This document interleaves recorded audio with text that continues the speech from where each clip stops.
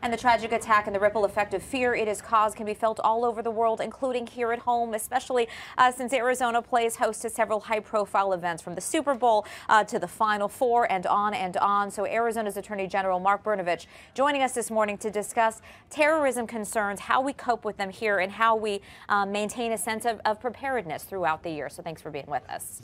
Thank you for having me on. And once again, our thoughts, our prayers, our best wishes need to go out to everyone in Manchester, everyone that's been affected by this tragedy. And it's another reminder that no one anywhere is immune to this. And what kind of savages attack basically teenage, mostly girls. I mean, they literally were pulling nails out of, kids. And it just, obviously the world's changed, and it's really, really a tragedy. And it really is a designed attack to cut into our fear at the most base level. As parents, we want to make sure that our families are safe, and it leads you to a state where you want to start depriving yourself of enjoyable events and community experiences because you're fearful of what could happen. So how do you as a leader, how does the city and the state try to stay vigilance to make sure that we can all enjoy the great things that happen in our state?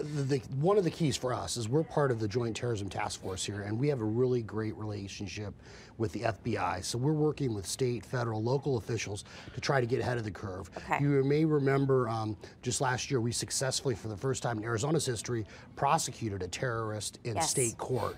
We successfully did that. This last year we worked on legislation to increase the penalties and to increase the definition to give us another tool in our toolbox as a state in order to go after those that would mean us harm.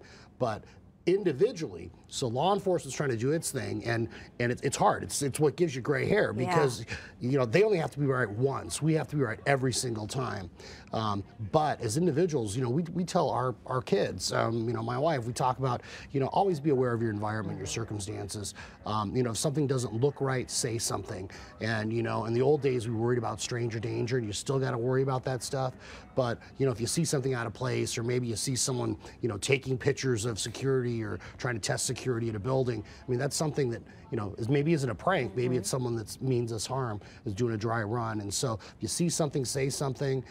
Make sure you're always vigilant. Don't become a creature of habit, and just be aware of your environment, your circumstances. Do you see a change in policy for some of our big events and venues moving forward? Well, I think that you're definitely will see an increase maybe in police and law enforcement presence. But at the end of the day, as this attack in Manchester showed, if you have someone some savage that's willing to blow themselves up, that's willing to literally die for their ideology, I mean, there's nothing you can rationalize that. It's almost impossible to stop, and you've seen that. And the great fear, I think, for a lot of law enforcement folks is the military has done a better job of cracking down on ISIS and ISIL in the Middle East. Those folks want to do their terror somewhere else. And so a lot of them, instead of going to the Middle East, are staying in Great Britain or wherever and engaging in acts of terrorism. And at the same time, because the internet's made the world smaller, people are becoming self-radicalized. So you have these radical groups that have all this hateful ideology online, and there's some person who's 18 or 19 years old that's connecting with it next door to you. Who knows? Sitting in their parents' basement, and becoming self-radicalized, and that's one of also the great fears. And so part of it is us making sure that we're being proactive, and we hope that folks in the various religious communities are getting the word out that this is not an acceptable way to practice your religion. It's an abomination of religion, no doubt about it, and we have to all remain vigilant and report what we see and be aware of our surroundings.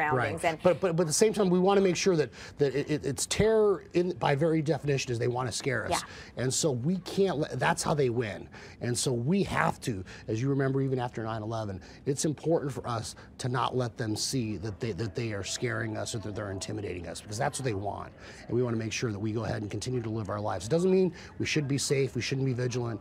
And we shouldn't, as law enforcement, we need to be proactive, but we need to make sure that folks know that they should go on living their lives, and that we'll go to our sporting events, we'll enjoy our concerts, we'll be aware, right, and we'll continue to live life. Right. Thank you so much. Good Thanks. to see you, Always Attorney a pleasure. General Mark Brnovich. Thanks so much. We'll take a quick break. More Good Morning Arizona coming up.